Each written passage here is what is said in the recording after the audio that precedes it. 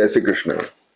अब देखिए कन्या राशि और कन्या लग्न वालों के लिए कैसा वक्त है। मिथुन और कन्या के लिए तो विशेष तौर पे वीक बहुत अच्छा है, क्योंकि बुध वर्गोत्तम में है वक्री होकर के। बहुत अच्छी प्लानिटरी पोजीशन है जो आपको बहुत फायदा दे रही है। बाकी कुछ चीजें हैं जो उनका विशेष ध्यान रखना है, वो मैं आपको बताता हूँ, जरा ध्यान से सुने। तो मोटी बात यह है कि इधर देखेंगे तो सबसे पहली बात तो है कि इसका लॉर्ड जो है, मतलब आपका दशमेश प्रोफेशन का लॉर्ड हो गया, कामकाज का लॉर्ड हो गया, आपके व्यापार का लॉर्ड हो गया, और लग्नेश यानी आपकी खुद की पर्सनैलिटी, ये गुरु और शुक्र के साथ में यहाँ पर वक्री वक्री हो रहे हैं 29 तारीख को। अभी तो नहीं है, 29 से वीक शुरू होगा, रात को 29 तारीख को ही रात को बुध वक्री हो जाएंगे। अब तक जो पेट से संबंधित परेशानी आ रही थी, अब थोड़ा सा बेटर होगा। वक्री बुध जो है थोड़ा सा ठीक, पेट का मामला ठीक रखेंगे, स्वास्थ्य को थोड़ा ठीक रखते हैं, हाजमा ठीक होगा, थोड़ा इंटेस्टाइन में जो चौकिंग की वजह से दर्द वर्द हो रहे थे उनका फर्क पड़ेगा, थोड़ा बेटर होगा। लेकिन दूसरी तरह से दर्द फिर शुरू हो रहे हैं, ध्यान रखने की जरूरत है, वो दूसरे तरीके के दर्द हो रहे हैं। दूसरी बात यह है कि इस जन्मपत्री में सूर्य दशम भाव में है, सूर्य आपके 12th लॉर्ड हो गए। ध्यान रखने की बात है, सूर्य जो है मंगल और बुध के साथ में है, तो आते से ही तो सबसे ज्यादा स्ट्रेसफुल है। सूर्य आत्मबल के कारक हैं, आत्मबल कमजोर हो रहा है थोड़ा सा, लेकिन वीकेंड में जाकर के डिस्टेंस बढ़ने से थोड़ा सा सूर्य के अंदर ताकत आ रही है, बल मिल रहा है सूर्य को।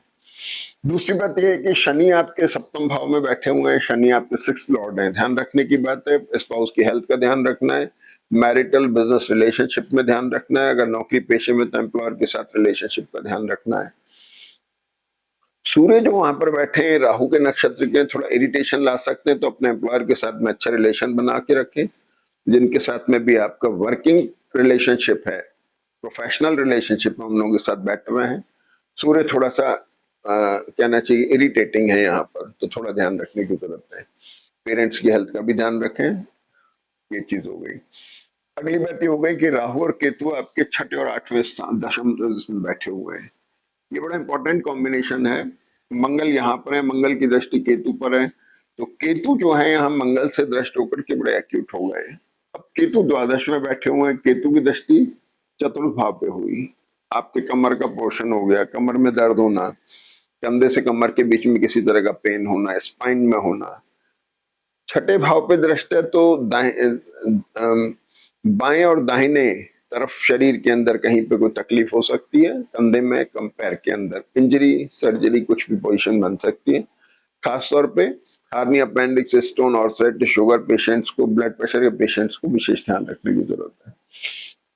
दूसरा, इसकी दृष्टि दोनों पैरों पर है, तो ध्यान रखने की जरूरत है। ये बात हो गई। अब इम्पोर्टेंट चीज क्या हो गई साहब कि केतु और सूर्य से आपको रिकॉग्निशन तो मिल रही है, इसमें तो कोई दो राय नहीं। कामकाज आपका ठीक है, व्यवस्थित चल रहा है, चेंजेस तो नेचुरली आ ही रहे हैं, सारे परिवर्तन की तरफ जा रही है जन्मपत्री। तो शुरुआत क्या हुई कि सबसे पहले धनु के चंद्रमा से शुरुआत हुई। धनु का चंद्रमा जो है सूर्य से दृष्ट है, शनि से दृष्ट है, रिडिफाइनिंग मोड में है। रिडिफाइनमेंट किस चीज का आ रहा है? लोकेशन को लेकर के, एसेट को लेकर के रिडिफाइनमेंट आ रहा है। दूसरी बात यह होगी, चंद्रमा 29 तारीख को बुध जो है वक्री हो गए, लग्नेश और दशमेश हुए, प्रोफेशन के लॉर्ड हुए, लग्न के हुए, वक्री होने से अच्छे हो गए। और गुरु बुध का कॉम्बिनेशन पूरे वीक में बड़ा एक्सप्लोरिंग है, इतना उठाव दे रहा है आपको, लगातार उठाव दे रहा है, सारी एडवर्सिटीज के अलावा आपको लगातार उठाव देगा। प्रोफेशनल पार्ट पे, आपकी पोजीशन को लेकर के, हर तरह से। संतान पक्ष को लेकर बड़े मेजर डिसीजंस हो रहे हैं, उनको लेकर बड़ी कंसर्न है, उनको फायदा भी हो रहा है, इसमें कोई दो राय नहीं है। पढ़ने वाले लोगों के लिए बहुत बढ़िया है, डिजाइनिंग के काम करने वाले, प्लानिंग करने वाले, इन लोगों के लिए बहुत बढ़िया है। फिर खराब कहाँ है, ये देखने की बात है। तो अब सबसे बड़ी चीज क्या हुई कि साहब की 1 तारीख को तो चंद्रमा धनु राशि में सुबह 6:52 से 13:38 तक वर्गोत्तम में आ गए, और फिर 13:38 से चंद्रमा शिफ्ट हुए मकर राशि में, यहां भी वर्गोत्तम में हो गए 13:38 से रात को 20:10 तक। तो चंद्रमा 2 वर्गोत्तम में आ गए। चंद्रमा यहाँ पर मंगल और सूर्य से दृष्ट होकर एग्रेशन में थी, तो आपको जो 1-2 दिन एग्रेशन रहा 1 तारीख तक, उसका थोड़ा ध्यान रखने की जरूरत है। फिर चंद्रमा आ गए मकर में। अब मकर का चंद्रमा जो है बुध, शुक्र और गुरु से दृष्ट है। बुध चंद्रमा इमोशनल ब्रेकडाउन दिखा रहे हैं, इमोशनली ध्यान रखने की जरूरत है। और शुक्र के साथ में अच्छा प्लानर है चंद्रमा, बहुत अच्छी इमेजिनेशन दिखा रहा है, रेपुटेशन दे रहा है। शनि और चंद्रमा राहु को यहाँ पर रिडिफाइनिंग मोड में ला रहे हैं। राहु की दृष्टि दशम भाव पर है, ये भी रिडिफाइनमेंट में गया, केतु और धन का भाव जो है ये भी रिडिफाइनमेंट में गया। सब पर पुनर्विचार चल रहा है, सोच विचार चल रहा है, क्या बेटर और हो सकता है। शनि मंगल आपकी वर्थ को, आपकी पोजीशन को, एसेट के पार्ट को बड़ा स्ट्रांग बना रहे हैं। मतलब जनपद स्ट्रांग मोड में, खासतौर पे मिथुन, कन्या लग्न और राशि वालों के लिए। अब देखिए 1 तारीख को राहु आ जाते हैं धनिष्ठा नक्षत्र में, यहां से दर्द की शुरुआत हो रही है आपके। धनिष्ठा नक्षत्र मंगल का है। ये दोनों combination hernia, appendix, stone, arthritis, sugar, blood pressure इनको बता रहे हैं। कंधे में, पैर में कहीं दर्द होने की पूरी संभावना है। ट्रेवल अगर होती है तो बहुत अच्छा है। मसल स्ट्रेन आ सकता है, साइटिका टाइप पेन हो सकता है, पैरों में भड़कन होना। और ये कॉम्बिनेशन केतु और मंगल का जो कॉम्बिनेशन है अमूमन आयरन और कैल्शियम की वीकनेस लाता है। तो पैरों में अब जो तकलीफ हो रही है तो गैस्ट्रिक नहीं है, पेट की नहीं है, अब ये तकलीफ है आपके अंदर जो डेफिशिएंसी है उसकी वजह से। इसलिए आयरन, मल्टीविटामिन और ये सब चीजें आप थोड़ा सा कंसल्ट करके लें तो उससे आपको कुछ फायदा मिलेगा। थोड़ा ध्यान रखने की जरूरत है। और ये पैरों में जिनकी ऑलरेडी इस तरह की टेंडेंसी है वो लोग थोड़ा ज्यादा ध्यान रखें कि पैरों में तकलीफ ना हो। सर्जरी और इंजरी प्रोन भी है ये कॉम्बिनेशन। तो ये बात हो गई। अब मंगल यहाँ कृतिका नक्षत्र में, अग्रेशन में है। कृतिका नक्षत्र सूर्य का है, द्वादशेश का। तो अष्टमेश द्वादशेश के नक्षत्र में हो गए, एसेट लिक्विडेशन या ट्रेवल प्लान हो गए। लेकिन 4 तारीख को चंद्रमा रोहिणी नक्षत्र में आ जाते हैं। ये चंद्रमा का नक्षत्र है। रोहिणी नक्षत्र में आके मंगल थोड़े माइल्ड हो गए। एकादश के उसमें हो गए। शनि से दृष्ट होकर मंगल बड़े स्ट्रांग है। शनि पर गुरु की दृष्टि है, शनि बहुत स्ट्रांग है, लेकिन लाइबिलिटीज का कारक है। अगर आपकी जन्मपत्री लिटिगेशन में है, लिटिगेशन प्रोन है, तो ध्यान देने की जरूरत है, केयरफुल रहने की जरूरत है। अब आ जाते हैं आगे। 2 तारीख को शनि जो है, हम 4 तारीख को तो मंगल में नक्षत्र बदला, लेकिन 1 तारीख को शुक्र और फिर उसके बाद 2 तारीख को शनि मकर नवांश में आ जाते हैं। मकर नवांश का शनि अच्छा है। धनु नवांश का शनि थोड़ा फ्रीज होता है, सीजिंग होती है। मकर का शनि थोड़ा ओपन होता है।